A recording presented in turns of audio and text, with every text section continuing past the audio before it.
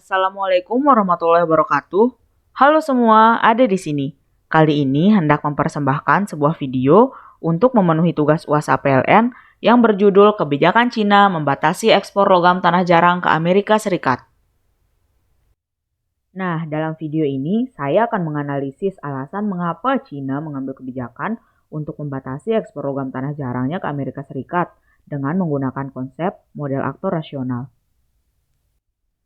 Pada dasarnya, alasan Cina mengambil kebijakan untuk melakukan pembatasan ekspor logam tanah jarangnya adalah karena harga jual logam tanah jarang yang saat itu masih relatif murah, sehingga dengan melakukan pembatasan ekspor, diharapkan harga logam tanah jarang akan melonjak naik. Tapi, kalau ditelah lagi, sebenarnya ada faktor-faktor lain nih yang menjadi pertimbangan Cina untuk kemudian menerapkan kebijakan tersebut. Faktor-faktornya antara lain adalah faktor ekonomi, faktor lingkungan, serta faktor politik.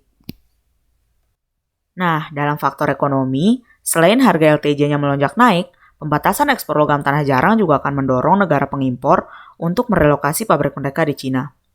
Lalu, dalam faktor lingkungan, kenapa sih membatasi ekspor LTJ sama dengan mengurangi kerusakan lingkungan? Ya karena penambangan juga akan berkurang, sehingga efeknya pada lingkungan juga otomatis akan berkurang.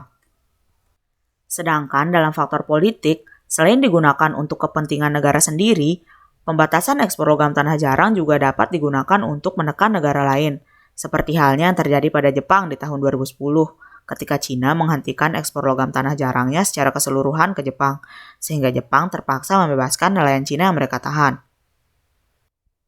Nah, karena melihat faktor-faktor tersebutlah saya pada akhirnya menggunakan konsep model aktor rasional dalam tugas analisis kali ini. Cina tidak hanya berfokus pada satu aspek saja, tapi mempertimbangkan keputusan-keputusan yang paling rasional, yang paling menguntungkan bagi mereka.